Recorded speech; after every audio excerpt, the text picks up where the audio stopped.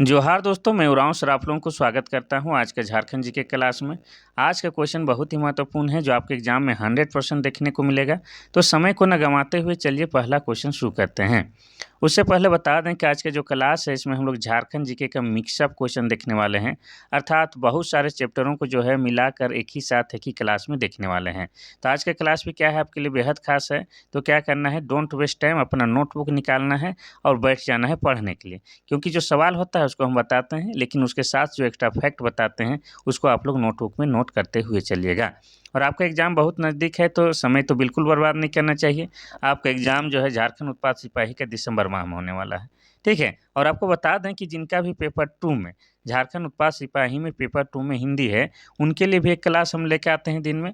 दिन के 12 बजे से 3 बजे के बीच में अपलोड कर देते हैं, ठीक है। और वो भी क्लास जो है बेहद खास है, क्योंकि आप जानते हैं कि पेपर 2 और झारखंड जीके ये दोनों ही क्लास क्या है आपके रिजल्ट तैयार करेंगे। तो दोनों क्लास को विशेष ध्यान देना है, ठीक है। चलिए समय को बर्बाद नहीं करते हैं, शुरू करते हैं पहला क्वेश्चन।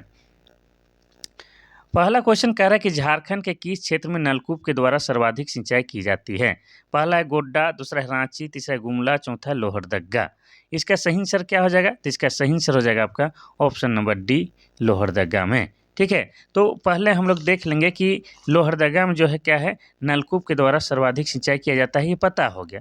अब लोहरदगा के बारे में विस्तार में जानेंगे, उसके बाद देखेंगे कि बाकी जिला में किन चीज़ों से सिंचाई की जाती है। तो लोहरदगा की बात की जाए तो लोहरदगा जिला कब बना है, ये बना है 1983 ईस्वी में। और लोहरदगा में 2 प्रमुख जलप्रपात हैं, कौन-कौन, एक तो हो जाएगा आपका नींदी और दूसरा क्या हो जाएगा, दूसरा आपका घड़घड़िया। ये 2 प्रमुख जलप्रपात हैं। इसके अलावा आपको बता दें कि लोहरदगा में बगड़ू पहाड़ है, कौन सा है, बगड़ू पहाड़। और बगड़ू पहाड़ जो है आपका बॉक्साइट के लिए प्रसिद्ध है, किसके लिए, तो बॉक्साइट के लिए प्रसिद्ध है, ये आपको याद रखना है, ठीक है। तो ये लोहरदगा के बारे में इतना आपको याद रखना है। अब हम लोग जान गए कि लोहरदगा में जो है नलकूप से सर्वाधिक सिंचाई की जाती है। और गुमला में, अगर गुमला में बात की जाए तो गुमला में जो है कुआं से सबसे अधिक सिंचाई किया जाता है। अगर आपसे पूछा जाता कि तालाब से कहाँ सबसे अधिक सिंचाई किया जाता है, तो तालाब से जो है आपका देवघर जिला में सबसे अधिक सिंचाई किया जाता है। अगर आपसे पूछा जाता है कि नहर से सबसे अधिक सिंचाई कहाँ किया जाता है, तो आपको बोलना होगा कि सिंहभूम क्षेत्र में जो है नहर से सबसे अधिक सिंचाई किया जाता है। सिंहभूम क्षेत्र में दोनों आ जाएगा, पश्चिमी सिंहभूम, पूर्वी सिंहभूम, ठीक है। चलिए इतना आपको याद रखिएगा, क्वेश्चन कहाँ से पूछता है हम भी देख लेते हैं। अब क्वेश्चन नंबर 2 कहता है कि मुख्यमंत्री लाडली लक्ष्मी योजना किन के लिए है। पहला है ग्रामीण कन्या, दूसरा है अनुसूचित जनजातीय कन्या, तीसरा है बीपीएल कन्याओं, चौथा है सभी कन्याओं के लिए। तो इसका सही आंसर क्या हो जाएगा आपका ऑप्शन नंबर सी, बीपीएल कन्याओं के लिए। अब बीपीएल कन्या क्या होता है, तो आपको बता दें बीपीएल मतलब क्या होता है, बिलो पुअर्टी लाइन होता है, जिसका हिंदी में अर्थ हो जाता है गरीबी रेखा से नीचे। तो गरीबी रेखा से नीचे रहने वाली कोई भी जात या किसी भी जात की लड़की है, उनको ये लाभ मिलेगा, ठीक है। इतना क्लियर हो गया। अब इस योजना की शुरुआत कब की गई थी, तो इस योजना की शुरुआत 15 नवंबर, ठीक है, 15 नवंबर 2011 को इस योजना की शुरुआत की गई थी, ठीक है। अब इस योजना के तहत क्या होगा उसको भी बताते हैं। इस योजना के तहत जो है आपका क्या है, पोस्ट ऑफिस में कन्या के नाम से खाता खोलकर कन्या के जन्म से लेकर 5 वर्ष तक प्रत्येक वर्ष 6,000 रुपये सरकार खाते में जमा करती है, जो आगे जाके जो है लगभग 30,000 रुपया जमा हो जाता है, ये आपको याद रखना है। तो ये जो है बीपीएल कन्या यानी कि गरीबी रेखा से नीचे रहने वाले किसी भी जात की कन्याओं को ये लाभ मिल सकता है। आगे देखते हैं हम लोग केंद्रीय खनन और ईंधन अनुसंधान संस्थान कहाँ स्थित है। पहला है धनबाद, दूसरा है बोकारो, तीसरा रांची, चौथा है जमशेदपुर। इसका सही आंसर हो जाएगा आपका ऑप्शन नंबर ए, धनबाद में, ठीक है। अब यहाँ पर ध्यान दीजिएगा कि यहाँ पर केंद्रीय खनन ईंधन अनुसंधान संस्थान, यहाँ पर 2 गो चीज़ है। तो यहाँ पर ईंधन अनुसंधान संस्थान की बात करेंगे तो ये हुआ है आपका 1946 में इसकी गठन हुई है, स्थापना हुआ है। और केंद्रीय खनन की बात करेंगे तो ये 1956 में हुआ है। और ये दोनों को मर्ज कर दिया गया है, यानी कि मिला दिया गया है कब, तो 2007 में। ये आपको याद रखना है। अब हम लोग धनबाद के बारे में बात करेंगे। तो धनबाद जिला कब बना है, तो ये बना है 1956 में। और धनबाद को क्या कहा जाता है? धनबाद को कहा जाता है झारखंड का कोयला नगरी कहा जाता है। क्या कहा जाता है? कोयला नगरी। और आपको बता दें कि धनबाद जो है क्या है? भारत का कोयला की राजधानी है। इतना आपको याद रखना है। साथ ही आपको यह याद रखना है कि धनबाद में एक वासेपुर नाम का शहर है और वासेपुर शहर पर आधारित बॉलीवुड में एक पिक्चर बना है जिसको कहते हैं गैंग ऑफ वासेपुर, जो कि झारखंड की धरती पर आधारित है। तो उनसे संबंधित क्वेश्चन पहले भी पूछा जा चुका है और बाद में भी पूछे जाने की प्रबल संभावना है। चलिए आगे देखते हैं हम लोग क्वेश्चन नंबर 4। ठीक है, तो क्वेश्चन नंबर 4 भी देखिए योजना से संबंधित है। बहुत बढ़िया क्वेश्चन है। क्या कहता है कि बाल गरीब समृद्धि योजना किन के लिए है? पहला है सभी बच्चे के लिए, दूसरा है बीपीएल बच्चे के लिए, तीसरा है माता और नवजात के लिए, चौथा इनमें से कोई नहीं। तो इसका सही आंसर क्या हो जाएगा? ऑप्शन नंबर सी, माता और नवजात के लिए बाल गरीब समृद्धि योजना शुरू किया गया है। ठीक है, और कब किया गया है? तो ये किया गया है 2015 में। और 2015 में कौन था सरकार? तो रघुवर दास थे। कौन थे? रघुवर दास थे यहाँ के सीएम। और रघुवर दास के नाम एक रिकॉर्ड है कि झारखंड के प्रथम गैर आदिवासी मुख्यमंत्री हैं। अर्थात क्या हो गया कि झारखंड में जितना भी अभी तक सीएम बने हैं सब एसटी रहे हैं, लेकिन रघुवर दास पहला ऐसा व्यक्ति हैं जो कि गैर एसटी यानी कि गैर आदिवासी रहे हैं। अब बात करेंगे इस बाल गरीब समृद्धि योजना का उद्देश्य क्या है। तो इसका उद्देश्य जो है कि बच्चे कुपोषित ना हो और प्रसूति के समय जो है माँ बच्चों का असामयिक निधन ना हो, और इसको ध्यान में रखकर इस योजना का निर्माण किया गया है। कोई दिक्कत नहीं, आराम आराम से समझें, कोई दिक्कत वाली बात नहीं है। क्वेश्चन नंबर 5 कहता है कि मुंडा जनजाति की प्रसिद्ध कहानी सोसोबोंगा, इससे संबंधित क्वेश्चन पूछता है किस रूप में गढ़ी गई है? पहला है गाथा गीत के रूप में, दूसरा है गीत के रूप में, तीसरा है कविता के रूप में, चौथा इनमें से कोई नहीं। तो इसका सही आंसर क्या हो जाएगा? इसका सही आंसर हो जाएगा आपका ऑप्शन नंबर ए, गाथा गीत के रूप में। तो मुंडा की जो प्रसिद्ध कहानी है सोसोबोंगा गाथा गीत के रूप में गढ़ी गई है। और सोसोबोंगा जो है मुंडारी साहित्य का एक प्रमुख कथा है जो देवड़ा के द्वारा धार्मिक रीति के साथ कही जाती है। अर्थात हम कह सकते हैं कि सोसोबोंगा को जो है बैलेट के रूप में गढ़ा गया है। ठीक है, तो ये जो है इसको जो है देवड़ा किसको कहते हैं? जो देवायर देखता है, गांव घर से होंगे तो आप लोग जानते होंगे, वही बताता है इसके बारे में कहानी। ठीक है, और ये जो है लिखित नहीं मिलेगा, इसको जो है मुंह से जो है सुन सुन के याद किया जाता है। चलिए आगे बढ़ते हैं। आगे बढ़ने से पहले मुंडा जनजाति के बारे में बताते हैं। तो मुंडा जनजाति झारखंड की जनसंख्या की दृष्टि से तीसरी सबसे बड़ी जनजाति है। और इनकी भाषा क्या है? तो इनकी भाषा मुंडारी है। और मुंडारी भाषा जो है आपका ऑस्ट्रो एशियाटिक भाषा परिवार के अंतर्गत आता है। इतना आपको याद रखना है। अब देखेंगे हम लोग क्वेश्चन नंबर 6। क्वेश्चन नंबर 6 क्या कहता है? क्वेश्चन नंबर 6 कहता है कि बेतला राष्ट्रीय उद्यान कहाँ स्थित है? पहला है लातेहार, दूसरा है धनबाद, तीसरा है गढ़वा, चौथा है हजारीबाग। इसका सही आंसर हो जाएगा आपका ऑप्शन नंबर ए, लातेहार जिला में। और बेतला राष्ट्रीय उद्यान झारखंड का पहला उद्यान है जिन्हें क्या है राष्ट्रीय उद्यान होने का दर्जा प्राप्त है। इतना आपको याद रखना है। अब इसकी स्थापना की बात किया जाए तो इसकी स्थापना 1986 ईस्वी में हुई है। क्योंकि राष्ट्रीय उद्यान का दर्जा इसको 86 मिला है, इसीलिए इसका स्थापना हम लोग 1986 मानते हैं। ठीक है, ये कहाँ पर है? तो ये आपका लातेहार जिला में है। अब लातेहार जिला कब बना है? तो लातेहार जिला आपका बना है 4 अप्रैल 2001 ईस्वी को। इतना आपको याद रखना है। और थोड़ा सा इस उद्यान के बारे में थोड़ा सा आपको बता ही देते हैं। तो इस उद्यान की क्षेत्रफल कितना है, यानी कि कितना फैला हुआ है? तो ये लगभग आपका जो है 231.67 वर्ग किलोमीटर क्षेत्र में फैला हुआ है। ठीक है, और यहाँ पर जो है आपका 1932 में क्या है? 1932 में आपका झारखंड ही नहीं, भारत ही नहीं, पूरे विश्व में पहली बार जो है शेरों की गणना की गई थी। ठीक है, इतना आपको याद रखना है। साथ ही आपको क्या याद रखना है कि 1973 से जो है यहाँ पर जो है भारत सरकार द्वारा बाघ परियोजना चलाया जा रहा है। इतना आपको बेतला राष्ट्रीय उद्यान के बारे में याद रखिएगा तो आगे आपको और कुछ नहीं पूछा जाएगा। अब देखते हैं हम लोग क्वेश्चन नंबर 7। क्वेश्चन नंबर 7 कहता है कि कुड़ुख और माल्टो किस भाषा परिवार के अंतर्गत आता है?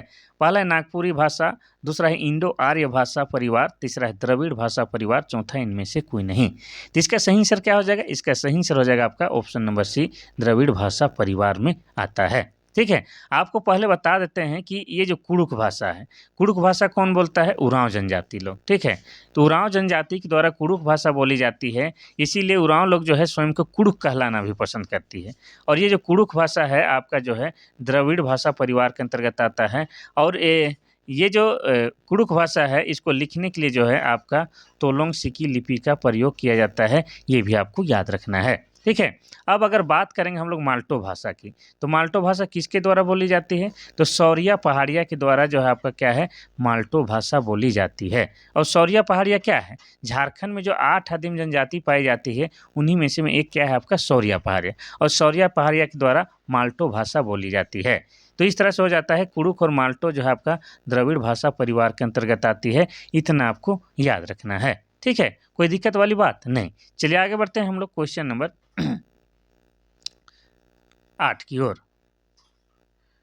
क्वेश्चन नंबर 8 कहता है कि झारखंड के किस क्षेत्र में काली मिट्टी पाई जाती है?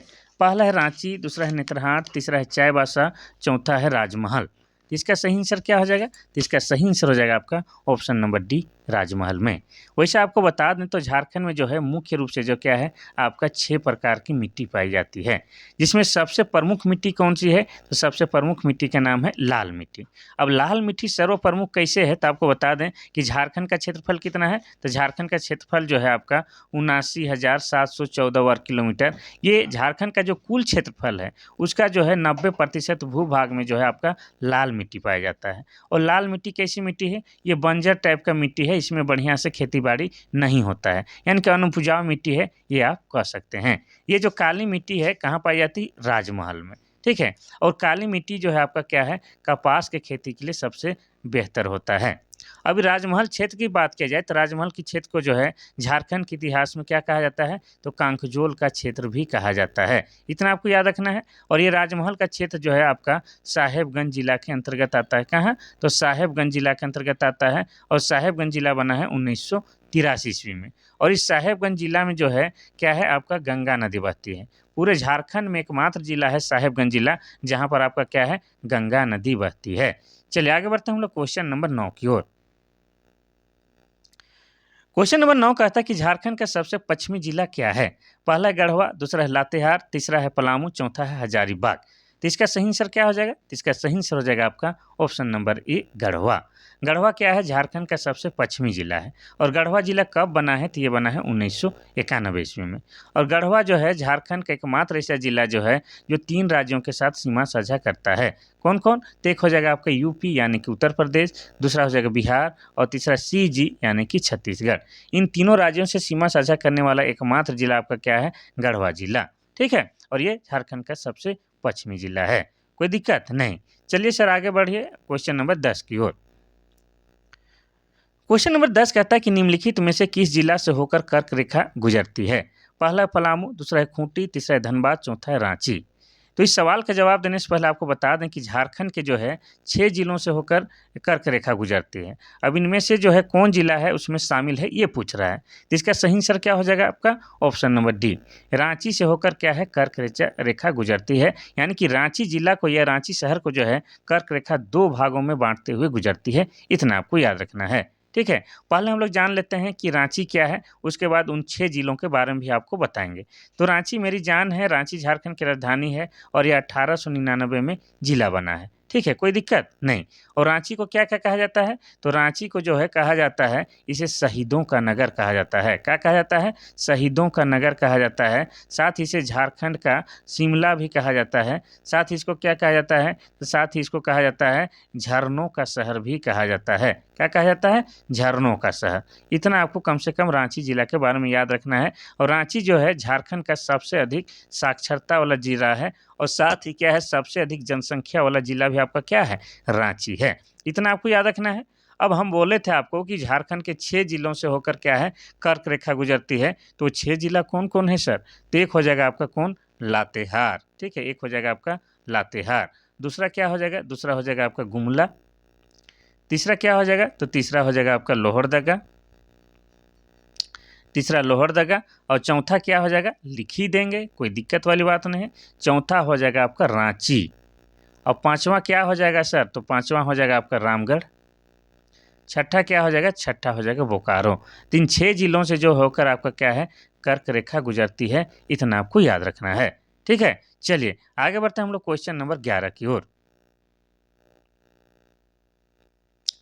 क्वेश्चन नंबर 11 कहता है कि किस संथाली नाटककार को उसके उपन्यास राही रावण काना, ये उपन्यास का नाम है, राही रावण काना के लिए साहित्य अकादमी पुरस्कार से नवाजा गया है।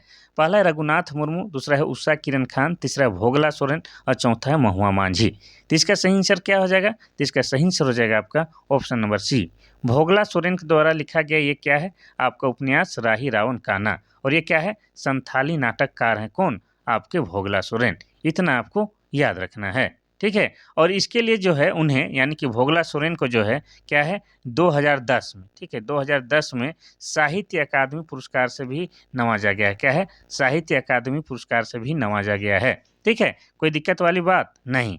चलिए यहाँ पर बाकी ऑप्शन को थोड़ा सा चर्चा कर लेते हैं। तो रघुनाथ मुर्मू, पंडित रघुनाथ मुर्मू के द्वारा ही क्या है आपका 1941 ईस्वी में जो है संथाली भाषा के लिए, किस भाषा के लिए, संथाली भाषा के लिए जो है ओल चिकी लिपि का आविष्कार किया गया है। किसके लिए, ओल चिकी लिपि का आविष्कार किया गया है, अर्थात संथाली भाषा को लिखने के लिए ओल चिकी लिपि का प्रयोग किया जाता है। महुआ मांझी वर्तमान में क्या है, ये जो है आपका JMM यानी कि झारखंड मुक्ति मोर्चा से राज्यसभा की सदस्य भी हैं कौन, आपकी महुआ मांझी।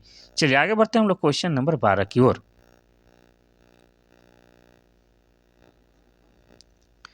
क्वेश्चन नंबर 12 कहता है कि झारखंड का कौन सा जिला अधिकांशतः वन क्षेत्र आवरित है।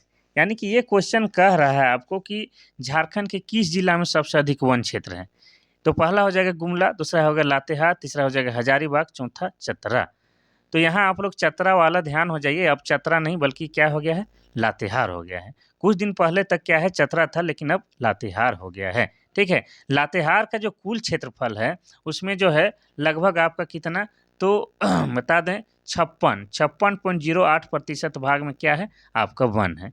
अगर चतरा का बोला जाए तो चतरा का कितना, चतरा का जो है 47.80 भाग में ही आपका वन है। ठीक है, तो इस तरह से जो हो जाएगा आपका क्या है, लातेहार जिला में जो है सबसे अधिक वन पाया जाता है। इतना आपको याद रखना है। ठीक है, और आपको बता दें कि 2021 के वन रिपोर्ट के अनुसार, 2021 के भारतीय वन रिपोर्ट के अनुसार जो है झारखंड में वनों की प्रतिशतता कितना है, तो 29.76 है। इतना आपको याद रखना है 2021 के अनुसार। ठीक है, और 21 से पहले 19 के हिसाब कितना है, तो 29.61 है। ये भी आपको याद रखना है। तो सबसे अधिक वन क्षेत्र वाला कौन हो जाएगा आपका, option number B Latehar. Latehar की बात करेंगे तो ये जो बना है आपका जिला कब, 4 अप्रैल। ठीक है, 4 अप्रैल 2001 को लातेहार एक जिला बना है। और लातेहार में आपका क्या है, तो लातेहार में आपका जो है लोध जलप्रपात है, जो कि झारखंड का सबसे ऊंचा जलप्रपात है। लातेहार में आपका क्या है, नेत्रहाट है। और नेत्रहाट क्या है, ये पहाड़ों की मलिका है। और नेत्रहाट में जो है सबसे अधिक बारिश और सबसे अधिक ठंड भी लगता है। तो लातेहार जो है बहुत सारे कारणों के लिए फेमस है, तो लातेहार को जानना है। लातेहार में ही आपका क्या है, बेतला राष्ट्रीय उद्यान है। चलिए आगे बढ़ते हैं हम लोग क्वेश्चन नंबर 13 की ओर। क्वेश्चन नंबर 13 कहता है कि महाश्वेता देवी द्वारा रचित साहित्य आरण्य अधिकार किसकी जीवनी पर आधारित है। पहला है बुधू भगत, दूसरा है बिरसा मुंडा, तीसरा है तिलका मांझी, चौथा है भागीरथ मांझी। देखिए ये किताब जो है आपके एग्जाम में बार बार पूछे जाते हैं, और इसका सही आंसर हो जाएगा आपका option number B, Birsa Munda. तो महाश्वेता देवी एक लेखिका है, उनके द्वारा जो साहित्य लिखा गया है वो कौन सा है, उसका नाम है आरण्य अधिकार। और आरण्य अधिकार किताब जो है आपका बांग्ला भाषा में लिखा गया है। कौन सा भाषा, बांग्ला भाषा में। और इसका अर्थ क्या होता है, तो इसका अर्थ हो जाता है जंगल का अधिकार। क्या हो जाता है, जंगल का अधिकार इस किताब का हिंदी अर्थ हो जाता है। ठीक है, इतना आपको याद रखना है। और यह जो है आपका बिरसा मुंडा के जीवन पर आधारित किताब है। ठीक है, और इस किताब को जो है, इस ऐतिहासिक किताब को जो है क्या है आपका साहित्य अकादमी पुरस्कार से भी सम्मानित किया गया है। कब, तो साहित्य अकादमी पुरस्कार से सम्मानित किया गया है आपका 1977 में। इतना आपको याद रखना है। ठीक है, बांग्ला भाषा में है और उस महाश्वेता द्वारा लिखा गया है और बिरसा मुंडा के जीवन पर आधारित है। चलिए बाकी के भी बारे में थोड़ा थोड़ा चर्चा करेंगे, फिर आगे बढ़ेंगे। बुधू भगत का संबंध जो है आपका 1831-32 में जो आपका क्या हुआ था, कोल विद्रोह हुआ था, उनसे संबंधित है। बिरसा मुंडा का संबंध उलगुलान से है, उलगुलान। और उलगुलान का अर्थ क्या होता है, महान क्रांति या महान हलचल होता है। तिलका मांझी का संबंध जो है आपका तिलका मांझी आंदोलन से है और तिलका मांझी को ही फांसी 1785 में आपका भागलपुर में दिया गया था। भागीरथ मांझी का संबंध किससे है? इनका संबंध जो है खेरवार आंदोलन से, ठीक है, खेरवार आंदोलन से, जो आपका हुआ था कब? तो हुआ था 1874 में। चलिए आगे बढ़ते हैं हम लोग क्वेश्चन नंबर 14 की ओर। क्वेश्चन नंबर 14 कहता है कि झारखंड में आयोजित 34वें राष्ट्रीय खेल का शुभंकर क्या था? पहला है हाथी, दूसरा है छौआ, तीसरा है बकरी, चौथा है कोयल। तो इसका सही आंसर हो जाएगा आपका ऑप्शन नंबर बी, छौआ। तो सबसे पहले हम लोग जानेंगे कि झारखंड में क्या हुआ था। 34वें राष्ट्रीय खेल का आयोजन हुआ था और ये कब हुआ था? तो ये बात है 2011 की। कब की बात है? 2011 की बात है। इसमें जो है आपका 650 खिलाड़ी क्या है भाग लिए थे। कितना? तो 650 खिलाड़ी भाग लिए थे, जिसमें क्या हुआ था 35 खेल हुआ था। 35 खेल था और 35 खेल में भी आपका क्या है 260 स्पर्धाएं हुई थी। इतना आपको याद रखना है, ठीक है। और झारखंड जो है इस प्रतियोगिता में जो है क्या है 5वें स्थान पर रहा था, ठीक है। और इनका क्या क्या था 33 गो स्वर्ण था, 26 गो रजत था और 42 कांस्य था। इतना आपको याद रखना है। और यह जो है आपका झारखंड के 3 शहरों पर आयोजित किया गया था और इसका उद्घाटन और समापन कहाँ हुआ था? तो आपका रांची में हुआ था। और इस प्रतियोगिता में जो है मशाल लेके दौड़ने वाली या आगे रहने वाली जो है कौन थी? आपकी दीपिका थी। दीपिका के द्वारा क्या है झारखंड की ओर से मशाल पकड़ा गया था। इतना आपको याद रखना है। अब बात करेंगे इसका शुभंकर यानी कि मस्कट क्या था? छौआ। और छौआ क्या है? आपका शिशु हिरन। क्या है? शिशु हिरन क्या है? यहाँ का मस्कट बनाया गया था, जिसको हम लोग शुभंकर कहते हैं, ठीक है। कोई दिक्कत नहीं सर। चलिए आगे बढ़ते हैं हम लोग क्वेश्चन नंबर 14 नहीं 15 की ओर। क्वेश्चन नंबर 15 कहता है कि 2011 के जनगणना के अनुसार झारखंड की लिंगानुपात कितना है? पहला है 942, दूसरा है 944, तीसरा है 945, चौथा है 948। तो इसका सही आंसर क्या हो जाएगा? इसका सही आंसर हो जाएगा आपका ऑप्शन नंबर डी 948। तो सबसे पहले हम लोग जानेंगे कि लिंगानुपात किसे कहते हैं। तो प्रति 1000 पुरुषों में महिलाओं की जनसंख्या को हम लोग लिंगानुपात कहते हैं। कोई दिक्कत नहीं। और इसमें भी अगर आपको पूछ दिया है 2011 की जनगणना के अनुसार झारखंड की लिंगानुपात, तो 948 ये सही है। लेकिन कहीं कहीं पर 947 देगा, ये भी सही रहेगा। कहीं कहीं पर 949 देगा, ये भी सही रहेगा। ये तीनों में से एक रहेगा और जो देगा उसी को आप लोग ठीक कर दीजिएगा, ठीक है। लेकिन अगर आपसे पूछ दिया जाए कि झारखंड में जो है सबसे अधिक लिंगानुपात किस जिला की है, तो आप लोग बोलिएगा सर पश्चिमी सिंहभूम का जो है सबसे अधिक लिंगानुपात है। वहाँ का लिंगानुपात कितना है? तो प्रति 1000 पुरुषों में महिलाओं की संख्या 1005 है। तो बहुत बेहतरीन स्थिति है। लेकिन आपसे पूछ सकता है कि झारखंड के किस जिला में लिंगानुपात सबसे कम है, तो आप लोग क्या बोलिएगा? धनबाद में सबसे कम लिंगानुपात है। कितना है? तो प्रति 1000 पुरुषों में महिलाओं की संख्या 908 है, जो कि बहुत ही खराब स्थिति है, ठीक है। इतना आपको याद रखना है। चलिए आगे बढ़ते हैं हम लोग क्वेश्चन नंबर 16 की ओर। क्वेश्चन नंबर 16 कहता है कि झारखंड के जनजातियों के सामाजिक आर्थिक विकास के लिए किस वर्ष छोटा नागपुर उन्नति समाज की स्थापना की गई थी? पहला 1930, दूसरा 1948, तीसरा 1915, चौथा 1932। तो इसका उत्तर देने से पहले आपको बता दें कि छोटा नागपुर उन्नति समाज की स्थापना क्यों किया गया था। यहाँ पर साफ लिख दिया है कि झारखंड के जनजातियों के सामाजिक और आर्थिक विकास के लिए इसकी स्थापना की गई थी। अब हम लोग बताएंगे कि कब की गई थी। तो इसका सही आंसर हो जाएगा आपका ऑप्शन नंबर सी 1915 में की गई थी, ठीक है। और इसके नेता कौन थे या इसके नेतृत्वकर्ता कौन थे? तो थे आपके जुएल लकड़ा। कौन थे? तो जुएल लकड़ा के द्वारा इसकी स्थापना की गई थी। इतना आपको याद रखना है, ठीक है। और क्या लक्ष्य था यहाँ पर साफ लिख दिए हैं, तो कोई दिक्कत वाली बात नहीं है। अब देखेंगे हम लोग क्वेश्चन नंबर 17। क्वेश्चन नंबर 17 कहता है कि कांग्रेस का वार्षिक अधिवेशन रामगढ़ में कब आयोजित किया गया था?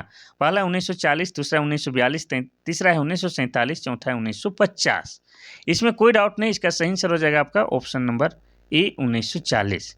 तो भारतीय राष्ट्रीय कांग्रेस, वही पंजा छाप वाला, तो भारतीय राष्ट्रीय कांग्रेस का जो है 53वां अधिवेशन हो रहा था। कौन सा? तो 53वां अधिवेशन हो रहा था कहाँ? तो आपके रामगढ़ जिले में। और ये कब हुआ था? तो 1940 ईस्वी में हुआ था। इसको डेट सहित आपको बता देते हैं कब से कब तक आयोजित हुआ था। तो 19-20 मार्च 1940 में आयोजन हुआ था कांग्रेस का 53वां अधिवेशन। कहाँ? तो रामगढ़ जिला में। ठीक है, अब इसकी अध्यक्षता किसने की थी ये भी जानिएगा। तो इसकी अध्यक्षता जो है किया गया था आपके अबुल कलाम आज़ाद के द्वारा। किसके द्वारा? तो अबुल कलाम आज़ाद के द्वारा इसकी अध्यक्षता किया गया था। और ये अबुल कलाम आज़ाद वही हैं जो कि भारत के प्रथम शिक्षा मंत्री बने थे और युवा शिक्षा मंत्री बने थे, ये भी आपको याद रखना है। ठीक है, तो हो जाएगा आपका 1940 में। अब रामगढ़ की बात आया है तो रामगढ़ जिला कब बना है? तो ये बना है आपका 12 सितंबर 2007 को झारखंड का जिला बना है। अगर आपको पूछे कि रामगढ़ राज्य की स्थापना कब हुई है तो 1367 में रामगढ़ राज्य की स्थापना हुई है। किसने किया है? तो राजा बागदेव सिंह ने जो है रामगढ़ राज्य की स्थापना की है। अब रामगढ़ जो है क्षेत्रफल की दृष्टि से जो क्या है झारखंड का सबसे छोटा जिला है। इतना आपको कम से कम याद रखना है।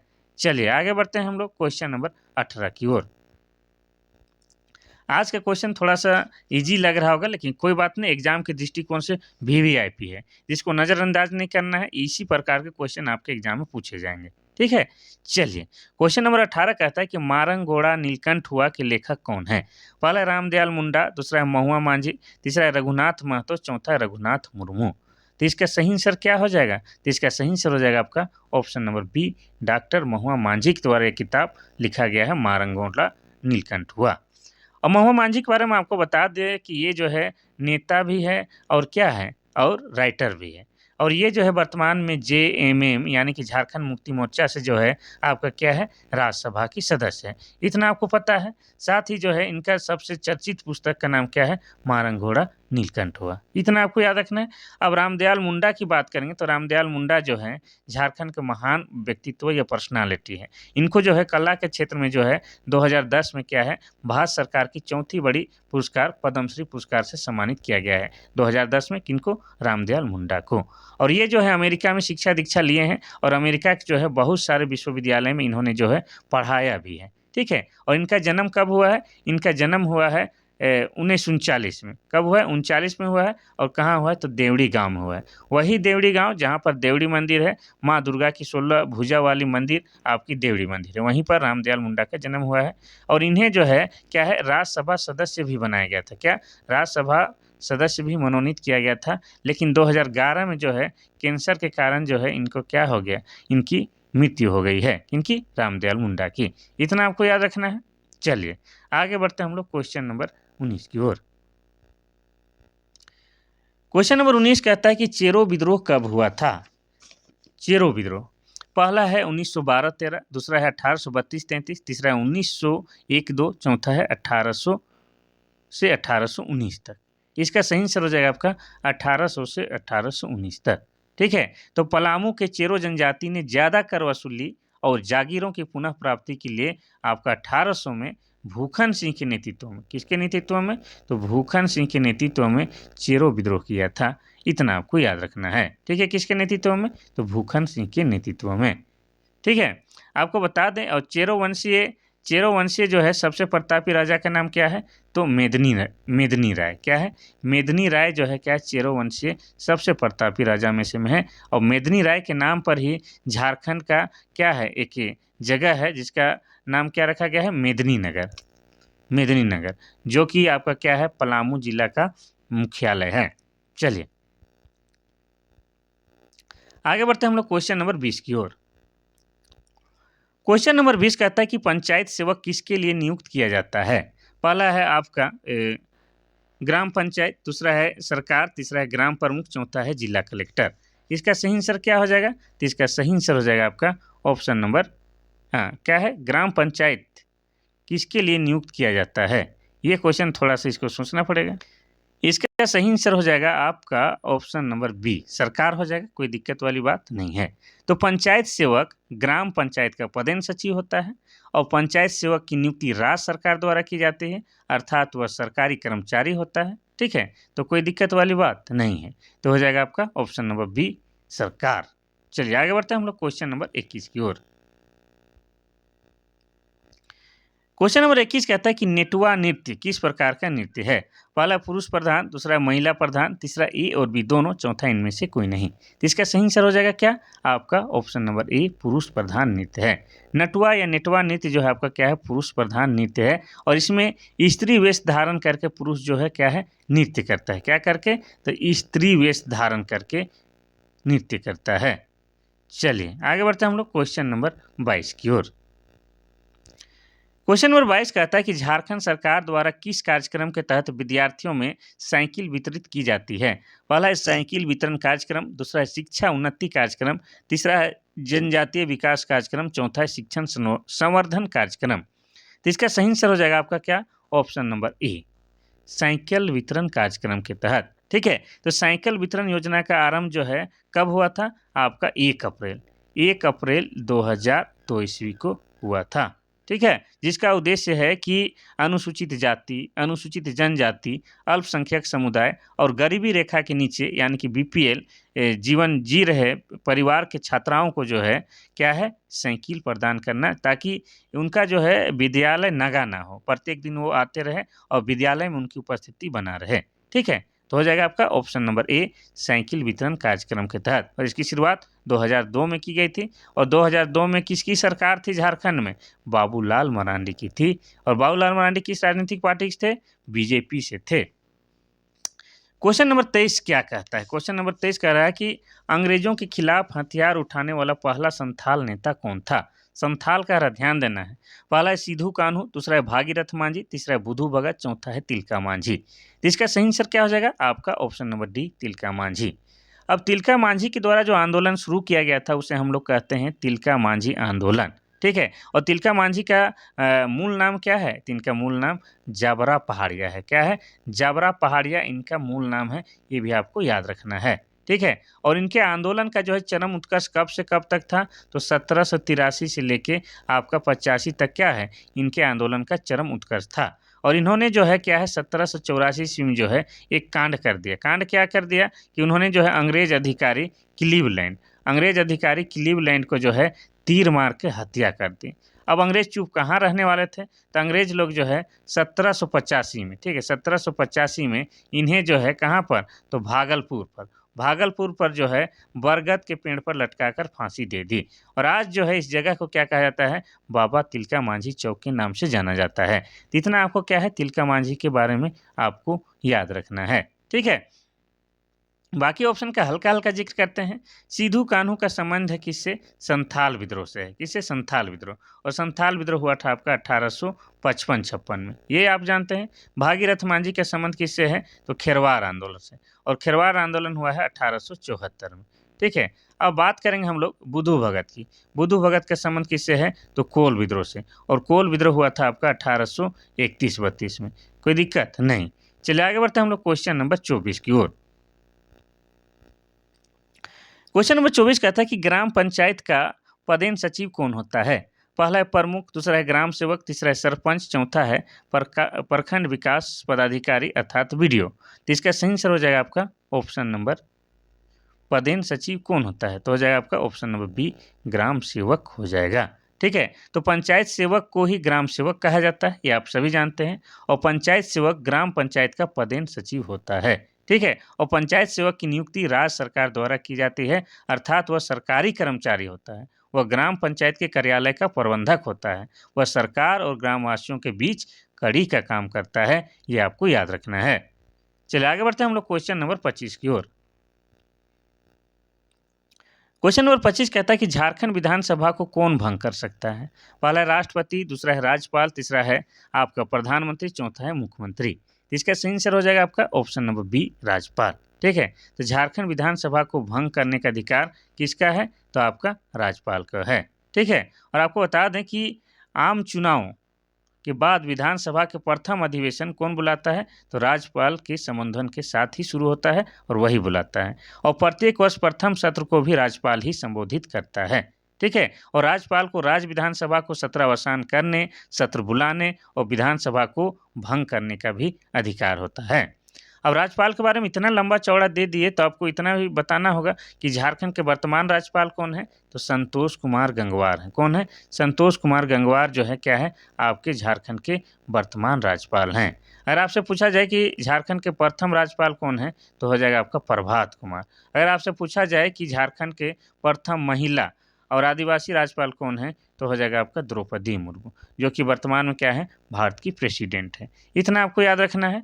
और यहाँ पर विधानसभा का भी जिक्र किए हैं भाई, तो बता दें कि झारखंड विधानसभा में कितने सीट हैं, तो झारखंड विधानसभा में 81 सीट हैं। और 81 सीटों का बंटवारा कुछ इस तरह से है, एसटी के लिए कितना है, 28 सीट आरक्षित है, और एससी के लिए कितना है, तो 9 सीट आरक्षित है, और बाकी बच गया जनरल यानी कि सामान्य वर्ग, कितना है, 44 है। ये आपको याद रखना है। और आपको क्या याद रखना है कि झारखंड विधानसभा के जो है वर्तमान अध्यक्ष कौन है, तो आपके हैं रविंद्र नाथ महतो। कौन है? रविंद्र नाथ महतो हैं। और रविंद्र नाथ महतो जो है आपके जेएमएम से हैं, यानी कि झारखंड मुक्ति मोर्चा से हैं, और नाला विधानसभा क्षेत्र से आते हैं। ठीक है। और नाला विधानसभा क्षेत्र किस जिला के अंतर्गत आता है, तो नाला विधानसभा क्षेत्र आपका जामताड़ा जिला के अंतर्गत आता है। और जामताड़ा जिला बना है कब, तो 2001 ईस्वी में। और जामताड़ा जिला को क्या कहा जाता है, तो जामताड़ा जिला को कहा जाता है सांपों का शहर। क्या कहा जाता है? सांपों का शहर कहा जाता है। और वर्तमान में यह जो है पूरे विश्व में साइबर क्राइम के लिए फेमस या कुख्यात है। आगे देखते हैं हम लोग क्वेश्चन नंबर 26। क्वेश्चन नंबर 26 कहता है कि भूमिज विद्रोह के नेता कौन थे। पहला है तिलका मांझी, दूसरा है भागीरथ मांझी, तीसरा है गंगा नारायण सिंह, और चौथा है गणपत राय। तो इसका सही आंसर हो जाएगा आपका option number C, Ganga Narayan Singh. Bhumij विद्रोह के नेता कौन है, आपके गंगा नारायण सिंह है। ठीक है। और भूमिज विद्रोह कब हुआ था, तो ये हुआ था आपका 1832-33 में आपका भूमिज विद्रोह हुआ था। और इसी को क्या कहा जाता है, तो गंगा नारायण का हंगामा भी कहा जाता है। क्या कहा जाता है, तो गंगा नारायण का हंगामा भी कहा जाता है। ठीक है। और यह जो विद्रोह है, इस विद्रोह का नेतृत्व कहाँ किया गया था, तो बड़ा भूम या बीरभूम के क्षेत्र में किया गया था। चलिए, इतना आपको याद रखना है। आगे बढ़ें थोड़ा क्वेश्चन नंबर 27 की ओर। क्वेश्चन नंबर 27 कहता है कि झारखंड का पहला कृषि विश्वविद्यालय कौन सा है। पहला है रांची विश्वविद्यालय, दूसरा है बिरसा कृषि विश्वविद्यालय, तीसरा है विनोबा भावे विश्वविद्यालय, और चौथा है केंद्रीय विश्वविद्यालय। तो इसका सही आंसर क्या हो जाएगा, आपका ऑप्शन नंबर बी, बिरसा कृषि विश्वविद्यालय क्या है, झारखंड का पहला कृषि विश्वविद्यालय है। और यह कहाँ है, तो ये आपका रांची जिला में है। रांची में भी कहाँ है, तो रांची में भी आपका कांके शहर में है, यह कांके में स्थित है। और इसका निर्माण कब हुआ है, तो इसका निर्माण 1980 में हुआ है। इतना आपको याद रखना है बिरसा कृषि विश्वविद्यालय के बारे में। बाकी के बारे में भी बताएंगे भाई। रांची विश्वविद्यालय की बात की जाए तो इसकी स्थापना कब हुई है, 1960 ईस्वी में। और किससे अलग होकर हुआ है, तो बिहार विश्वविद्यालय से अलग करके रांची विश्वविद्यालय की स्थापना की गई है 1960 में। और 1960 में ही आपका क्या है, तो झारखंड में क्या है, सरकारी अस्पताल सबसे बड़ा कौन सा है, तो रिम्स। रिम्स की भी स्थापना 1960 में हुई है। रिम्स यानी कि Rajendra institute of medical science, जो कि झारखंड का सबसे बड़ा सरकारी अस्पताल है रांची बरियातू में उसका। ठीक है। तो ये भी आपको याद रखना है। साथ ही आपको विनोबा भावे विश्वविद्यालय की बात की जाए तो इसकी स्थापना 1992 में हुई है। अब झारखंड केंद्रीय विश्वविद्यालय की बात की जाए तो ये झारखंड में एकमात्र केंद्रीय यानी कि सेंट्रल विश्व यूनिवर्सिटी है, और इसकी स्थापना हुई है 2009 में। और ये कहाँ है, तो रांची में आपका मनातू में है। पहले कहाँ था, ये तो बॉम्बे में था, लेकिन अब मनातू में है। तो इसका सही आंसर हो जाएगा आपका ऑप्शन नंबर बी, बिरसा कृषि विश्वविद्यालय। चलिए आगे बढ़ते हैं हम लोग क्वेश्चन नंबर 28 की ओर। क्वेश्चन नंबर 28 कहता है कि झारखंड की प्रमुख खाद्यान्न फसल कौन सी है। पहला है मक्का, दूसरा है चावल, तीसरा है बाजरा, चौथा है गेहूं। इसका सही आंसर हो जाएगा क्या, तो इसका सही आंसर हो जाएगा आपका ऑप्शन नंबर बी, चावल। तो झारखंड का जो है सर्व प्रमुख खाद्यान्न फसल कौन है, चावल है। और चावल की सबसे अधिक उत्पादन कहाँ की जाती है, तो पश्चिम सिंहभूम में जो है सबसे अधिक झारखंड में चावल का उत्पादन किया जाता है। और चावल के बाद दूसरा प्रमुख फसल कौन सा है झारखंड में, तो हो जाएगा आपका मक्का।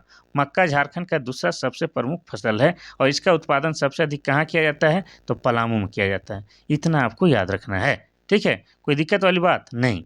आगे बढ़ते हैं हम लोग क्वेश्चन नंबर 29 की ओर। क्वेश्चन नंबर 29 कहता है कि हिंदू कैलेंडर के अनुसार सरहुल कब मनाया जाता है। पहला है सावन, दूसरा है भादो, तीसरा है फागुन, चौथा है चैत्र। इसका सही आंसर हो जाएगा आपका ऑप्शन नंबर डी, चैत्र। ठीक है। तो सरहुल जो है आपका चैत्र माह के शुक्ल पक्ष, ठीक है, शुक्ल पक्ष के तृतीय को मनाया जाता है, ये आपको याद रखना है। अब इसके बारे में और थोड़ा-सा विस्तार में बताएँगे तो सरहुल जो है झारखंड के जनजातियों का सबसे बड़ा त्योहार है। क्या है?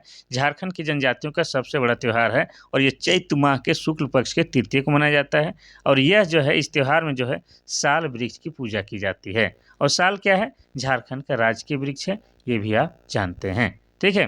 और आपको बता दें कि सरहुल को जो है अनेक धर्मों अनेक जातियों के द्वारा अनेक नाम दिया जाता है। जैसे संथाल लोग क्या कहता है? बाहा पर्व। और मुंडा लोग क्या बोलता है? मुंडा लोग बा पर्व बोलता है। क्या बोलता है? बा पर्व। और उरांव लोग क्या बोलते हैं? उरांव लोग खद्दी बोलता है। ये भी आपको याद रखना है। ठीक है? चलिए आगे बढ़ते हैं हम लोग क्वेश्चन नंबर 30 की ओर। क्वेश्चन नंबर 30 कहता है कि छोटा नागपुर काश्तकारी अधिनियम कब पारित हुआ? पहला है आपका 1902, दूसरा है 1904, तीसरा है 1907, चौथा 1908। तो इसका सही आंसर हो जाएगा आपका ऑप्शन नंबर डी 1908। छोटा नागपुर काश्तकारी अधिनियम यानी कि सीएनटी। सीएनटी यानी कि छोटा नागपुर टेनेंसी, ये जो है आपका भूमि से संबंधित कानून है। क्या है? ज़मीन से संबंधित कानून है और ये पारित हुआ था आपका कब? तो आपका 11 नवंबर 11 नवंबर 1908 को इसको पारित किया गया था। आपको बोला जा सकता है कि सीएनटी एक्ट का जो है ब्लूप्रिंट किसने तैयार किया था? तो जे.एच. हाफमैन। कौन? जे.एच. हाफमैन के द्वारा क्या है? इसका ब्लूप्रिंट तैयार किया गया था। ठीक है? ब्लूप्रिंट। और आपको बता दें कि ये जो है वर्तमान में जो है झारखंड में 24 जिला है, उनमें से जो है 18 जिला में ये एक्ट यानी कि छोटा नागपुर टेनेंसी एक्ट लागू है, ये भी आपको याद रखना है। इसमें क्या है? इसमें जो है अध्याय कितना है? इसमें अध्याय आपका कितना है? 19 है। कितना है? 19 अध्याय है। और धाराएँ कितना है? अगर धाराएँ की बात आ जाए तो धाराएँ कितना है? तो 271 धाराएँ हैं और अनुसूची कितना है? तो 2 अनुसूची है। ठीक है? इतना आपको याद रखना है सीएनटी एक्ट के बारे में। और सीएनटी एक्ट के बारे में नहीं जानिएगा तो ज़मीन का खरीद बिक्री कर नहीं पाइएगा। ठीक है? भविष्य में अगर नौकरी कीजिएगा और रांची में ज़मीन खरीद के घर बनाना हो तो सीएनटी एक्ट वाला बात जानना ही होगा। ठीक है? इसके अलावा जो है बाकी जो 6 जिला बच गया उसमें जो है आपका एसपीटी एक्ट लागू है, संथाल परगना टेनेंसी। ठीक है? वो बाकी 6 जिलों में। 18 जिला में सीएनटी एक्ट और 6 जिला में एसपीटी एक्ट। इस तरह से टोटल जो है 24 जिला कवर हो जाता है। ठीक है? और एसपीटी एक्ट कब लागू हुआ है? 1949 ईस्वी में। कब? 1949 में। चलिए आज एगो एक्स्ट्रा क्वेश्चन है बोनस के रूप में। क्वेश्चन नंबर 31 कहता है कि सिद्धू कान्हू का संबंध किस विद्रोह से है? पहला है संथाल विद्रोह, दूसरा है मुंडा, तीसरा है खरवार, चौथा है चेरो। इसका सही आंसर हो जाएगा आपका ऑप्शन नंबर ए संथाल विद्रोह से। ठीक है? संथाल विद्रोह कब हुआ था? ये हुआ था 1855-56 में। ठीक है? और इसी को क्या कहा जाता है? इसी को हूल विद्रोह कहा जाता है। हूल विद्रोह क्योंकि संथाल विद्रोही जो थे अपना जोश जुनून बनाने के लिए जो है बीच-बीच में हुल हुल का आवाज़ लगाते थे। इसलिए इस विद्रोह को हूल विद्रोह कहा जाता है। वैसे हुल का मतलब जो है संथाली भाषा में क्या होता है? क्रांति भी होता है। इतना आपको याद रखना है। अब जो है झारखंड में जो है प्रत्येक साल 30 जून को क्या है? हूल दिवस मनाया जाता है और इस दिन जो है सरकारी अवकाश की व्यवस्था रहती है। ठीक है? अब बात करेंगे इस संथाल विद्रोह का नेतृत्वकर्ता कौन थे? तो 4 भाई थे सिद्धू, कान्हू और चांद भैरव। ठीक है? और चांद भैरव। ये चारों क्या है? आपके सगे भाई थे और इनकी 2 बहन फूलो झानो थी। कौन? इनकी 2 सगी बहन फूलो झानो भी थी। इन 6 भाई-बहनों के द्वारा इस आंदोलन का जो है पूरी तरह से क्या है? संचालन किया गया था। इतना आपको याद रखना है। ठीक है? चलिए आगे बढ़ते हैं। आगे क्या बढ़ना है? आज का ये जो है सेशन समाप्त हुआ। अगर क्लास उपयोगी लगता है और मेरा मेहनत दिखता है तो आप लोग जो है क्लास को जो है अपने छोटे भाई-बहन और बड़े भाई-बहन और फ्रेंड सर्कल में शेयर कीजिए और जाने से पहले लाइक कीजिए और कुछ कमेंट भी कीजिए और कल फिर महत्वपूर्ण क्लास के साथ हम हाज़िर होंगे। तब तक के लिए थैंक यू, धन्यवाद।